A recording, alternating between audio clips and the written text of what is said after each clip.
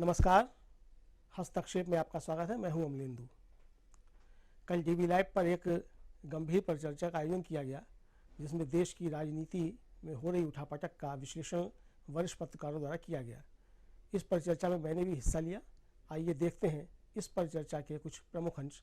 साभार लाद दो और हमारे ऊपर कोई फर्क नहीं पड़ता है। और साथ साथ उन्होंने जो पहली बाइट में आपने सुना कि कह रहे हैं कि सुबह से लेकर रात तक जितनी चीजें आप यूज कर रहे हैं सब में कहीं ना कहीं कमीशन जो है वो हिमंता बिस्वा शर्मा का है।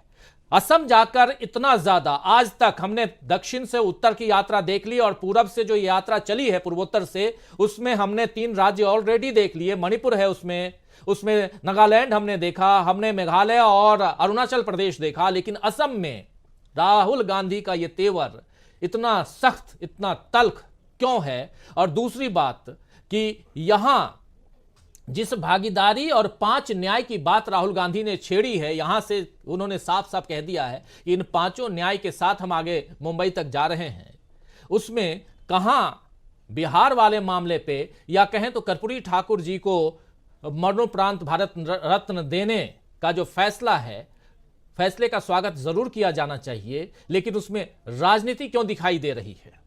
शकील अख्तर जी, 2 बड़े सवाल। देखिए, राहुल ने जो कुछ असम में कहा है उसका पूरा श्रेय तो असम के मुख्यमंत्री हेमंत बिस्वा शर्मा को दिया जाना चाहिए।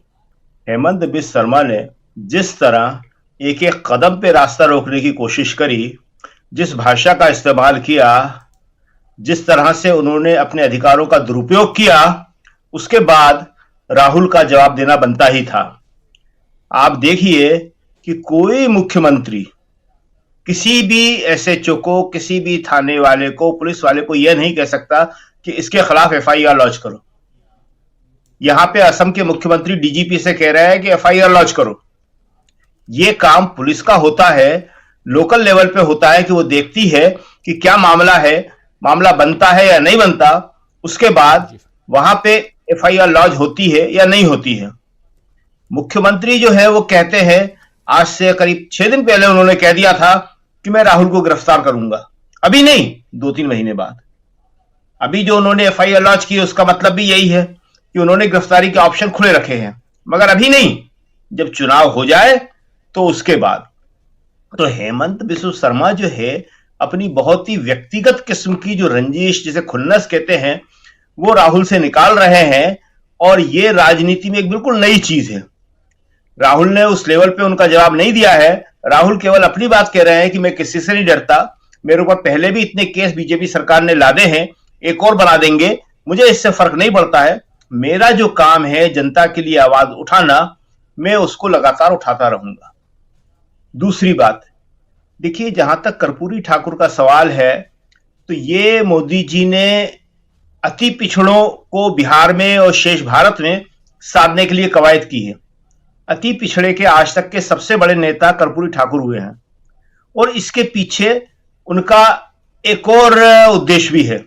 वो उद्देश्य है कि यादवों को, और यादवों से मतलब है मुलायम सिंह यादव तो अब नहीं रहे, अखिलेश यादव और लालू यादव को किनारे करना।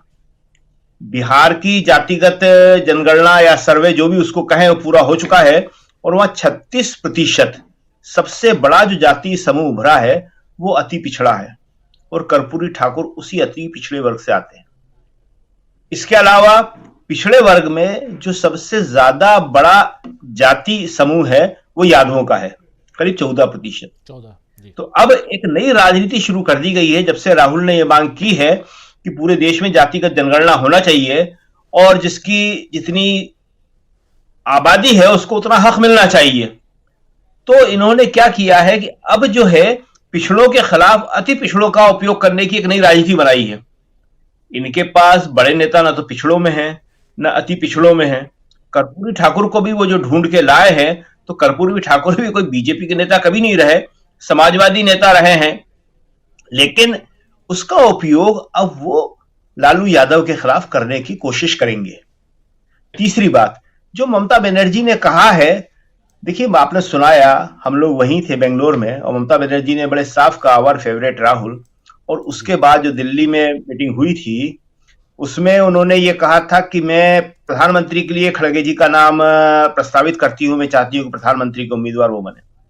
देखिए है क्या कि ये जब तक कि सीटों की शेयरिंग का फाइनल पिक्चर सामने नहीं आ जाएगा, ये सब चलता रहेगा। ये एक दूसरे को दबाने की, एक दूसरे से ज्यादा सीट लेने की स्ट्रेटेजी होती है। कांग्रेस को ममता बनर्जी ज्यादा सीटें वहां देना नहीं चाहती, कोई भी देना नहीं चाहता, और जाहिर है कि कांग्रेस चाहती है कि ज्यादा सीटें मिले। तो इसके लिए ममता बनर्जी ये कह रही हैं। और जहां तक बुलाने का सवाल है, तो कांग्रेस ने कहा है कि हमने एक चिट्ठी लिखी थी ममता बनर्जी को, राहुल ने भी लिखी थी और खड़गे जी ने भी लिखी थी।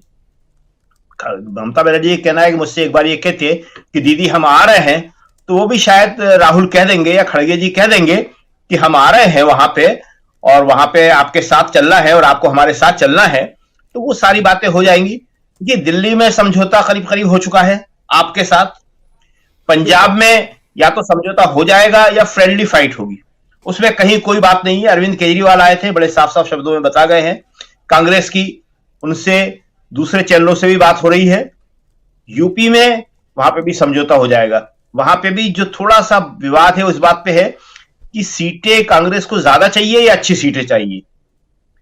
तो कांग्रेस चाहती है कि उसे अच्छी सीटें मिले, और जाहिर है कि समाजवादी पार्टी चाहती है कि ऐसी सीटें वो कांग्रेस को दे दे, चाहे संख्या में 2-4 ज्यादा हो वो, जहां से वो कभी जीत नहीं पाती है। तो ये सब तो चलता रहेगा, इसमें कुछ नहीं है। बिहार जो सबसे अच्छा माना जाता है, वहां पे भी थोड़ी बहुत बातचीत होगी, तमिलनाडु में भी होगी, बातचीत सब जगह होगी। लेकिन अभी तक जो सच्चाई है, जो कांग्रेस के नेता बता रहे हैं, दूसरी पार्टियों के नेता बता रहे हैं, करीब करीब 90-95% सीटों पे करीब करीब बातें कंप्लीट हो चुकी हैं। और अगले महीने तक यानी कि फरवरी में इसके बारे में पिक्चर बिल्कुल एकदम क्लियर होकर सामने आ जाएगी। तो इसको लेके गोदी मीडिया जितनी कोशिश कर ले, सब बड़े सीजन्ड नेता हैं, वो गोदी मीडिया के चक्कर में नहीं आएंगे और बहुत सोच समझ के अपनी बात कहेंगे। हाँ, लेकिन ये बात सही है कि सीटें ज्यादा लेना हर पार्टी चाहती है और वो कोशिश करेगी कि उसे ज्यादा सीटें मिले, बिल्कुल, और ये भी चलता रहेगा। लेकिन इसको लेके कोई ये कहे कि इंडिया गठबंधन टूट जाएगा या इंडिया गठबंधन का शेप नहीं बनेगा, तो वो बहुत बड़ी गलतफहमी में है। इंडिया गठबंधन चुनाव लड़ेगा, इंडिया के नाम से चुनाव लड़ेगा।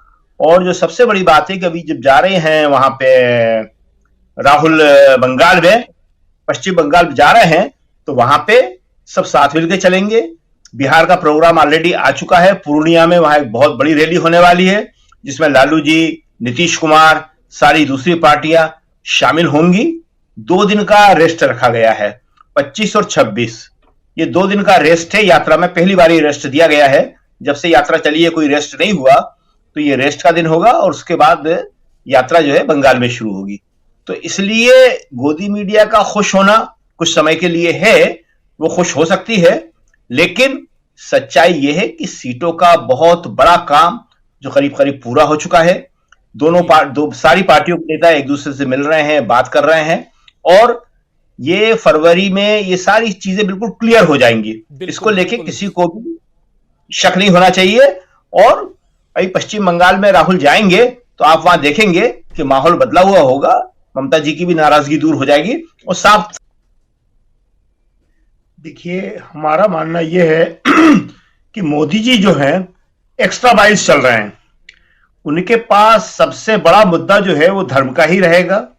वो पूरा चुनाव धर्म के आधार पे, हिंदू मुसलमान के आधार पर ही लड़ेंगे। लेकिन इसके साथ अति पिछड़ों की राजनीति, दलित की राजनीति वो पहले से ही कर रहे थे पिछड़ों की राजनीति भी वो पहले से कर रहे थे, वो सब भी साथ लेके चलेंगे। वो किसी एक मुद्दे पर अकेले डिपेंड नहीं रहेंगे। हालांकि जो बात है, उनके साथ जो सबसे बड़ा प्लस पॉइंट है वो है उनका बना हुआ माहौल। और आज कांग्रेस को और इंडिया गठबंधन को उसी माहौल को तोड़ना है। देखिए, ये चुनाव जो है माहौल वर्सेस माहौल होने वाला है, नैरेटिव के खिलाफ नैरेटिव होने वाला है। मोदी का एक नैरेटिव है, अगर कांग्रेस और इंडिया गठबंधन उसको तोड़ने में सफल हो पाई, उस पर एक बड़ा डेंट कर दिया, तो ये चुनाव बहुत दिलचस्प हो जाएगा। और वो डेंट किस तरह होगा? देखिए, उसमें 2 ही बातें हैं।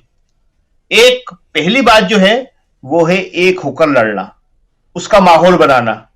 क्योंकि जनता ये देख रही है कि अगर ये लोग एक होकर लड़ते हैं तो उसे फिर लगेगा कि हमारा डर भी खत्म हो सकता है, हम भी अपने डर को निकाल सकते हैं और हम भी मोदी जी के खिलाफ खड़े हो सकते हैं। देखिए अभी स्थिति क्या है कि जो फेंस में बैठे हुए लोग हैं उनमें से अधिकांश डर की वजह से मोदी जी के साथ चले जाते हैं। कांग्रेस को उसी डर को तोड़ना है और राहुल इस बात को समझते हैं, इसीलिए उन्होंने दूसरी यात्रा निकाली है और वो डर के खिलाफ लगातार बोल रहे हैं। तो पहली बात, एक होकर चुनाव लड़ना, एकजुट होकर चुनाव लड़ना और वो नैरेटिव बनाना। आपस में फ्रेंडली फाइट भी हो सकती है, कहीं सीट एडजस्टमेंट भी नहीं होगा, लेकिन उससे पहले मैसेज ये जरूर देना है कि हम एक हैं। और जो दूसरी बात वही बहुत खास है कि धर्म की राजनीति के खिलाफ वास्तविक मुद्दों को पेश करना। और वो वास्तविक मुद्दे क्या हैं? आज भी रोजी रोटी की समस्या सबसे बड़ी समस्या है जो पिछले 10 साल में बेहद बढ़ गई है। 5 किलो अनाज फ्री में देना कोई भी समाधान नहीं है और ये जनता भी समझती है। देखिए 5 किलो अनाज ये कई साल और भी दे सकते हैं, लेकिन इससे न तो उनके बच्चों की शिक्षा हो पाएगी, न उनके अस्पताल के इलाज के खर्चे हो पाएंगे, न वो आगे बढ़ पाएंगे, न वो स्किल्ड हो पाएंगे। देखिए जो पिछड़ा समाज है, गरीब समाज है, वो लगातार आगे बढ़ना चाहता है और पिछले 70 सालों में यही हुआ है। लोगों की आमदनी बढ़ी है, लोग गरीबी रेखा से ऊपर उठ के आए हैं, जो निम्न मध्यम वर्ग में थे वो मध्यम वर्ग में आए हैं। तो अब ये सारी प्रक्रिया रुक के उल्टी दिशा में चलने लगी है। अब ज्यादातर लोग 5 किलो अनाज के फेर में आ गए हैं। तो धर्म की राजनीति के मुकाबले में कांग्रेस और इंडिया गठबंधन कैसे रोजी रोटी का सवाल मजबूती से पेश कर पाती है और जनता इसको समझ पाती है। देखिए धर्म का नशा लगातार गाढ़ा किया जा रहा है, इसको और बढ़ाया जाएगा। तो जनता जो है इससे किस तरह निकले, वही सबसे बड़ी बात है। क्योंकि नैरेटिव अगर मोदी जी का चढ़ गया तो कांग्रेस और इंडिया गठबंधन के लिए बहुत मुश्किल है। उस नैरेटिव को तोड़ना सबसे बड़ी जरूरत है और इसी के लिए हम बार बार कहते हैं कि कांग्रेस को चुनाव जीतना चाहिए था। ये जो 3 राज्यों के चुनाव कांग्रेस हारी है, मध्य प्रदेश, राजस्थान और छत्तीसगढ़, इससे पहले पंजाब हारी, इससे पहले उत्तराखंड हारी, ये चुनाव ऐसे थे, गुजरात हारी। तो ये चुनाव जो है इस तरह से हारने लायक नहीं थे जिस तरह कांग्रेस ने हार दिया इनको। तो कांग्रेस को इस बात को समझना पड़ेगा। खैर अब तो चुनाव है नहीं है कोई भी राज्यों के, अब तो सीधा लोकसभा ही है। तो इसमें इन 2 बातों का ध्यान रखना पड़ेगा। एकजुटता के खातिर जो भी करना पड़े वो करना पड़ेगा। देखिए जो फोन करने की बात है, ममता बनर्जी को फोन पे बात करना चाहिए थी, ये बात बिल्कुल सही है। इस तरह का ओपन इन्विटेशन देना कि आप भी आ सकते हैं, सबका स्वागत है, निश्चित ही रूप से ये कोई बहुत अच्छा तरीका नहीं है। लेकिन चलिए खैर अब वो बात खत्म हो गई है, इसको अब राहुल और खड़गे जी समझ जाएंगे और अगली बार अच्छी तरीके से सबको बुलाएंगे, सम्मान के साथ बुलाना चाहिए। और फोन करना एक सबसे अच्छा तरीका होता है। वो चिट्ठियों का जो जिक्र है जो 13 तारीख को लिखी थी, वो हो सकता है कहीं डिस्पैच में पड़ी हुई हो। ये चिट्ठी लिखना या प्रेस कॉन्फ्रेंस से इनवाइट करना कोई बहुत अच्छा तरीका नहीं माना जा सकता। और फोन करके ममता जी से कहना था, उनको दीदी सब बोलते हैं कि दीदी हम आ रहे हैं और आपको लेके चलना है अपने साथ में, आपका राज्य, हम साथ चलेंगे और आप भी हमारे साथ चलेंगी। तो ये सब अच्छी बातें होंगी। और हमें जो लगता है कि अब इंडिया गठबंधन जो है अगर इस बात पे ध्यान केंद्रित कर ले कि मोदी का नैरेटिव कैसे तोड़ना है तो वो कामयाब हो सकता है। सबसे बड़ी बात आज नैरेटिव की है। आशा है ये वीडियो आपको पसंद आया होगा। इसको ज़्यादा से ज़्यादा शेयर करें, लाइक करें, सब्सक्राइब करें चैनल को, फेसबुक पेज को फॉलो करें और ज़्यादा से ज़्यादा इसको सब्सक्राइब करें।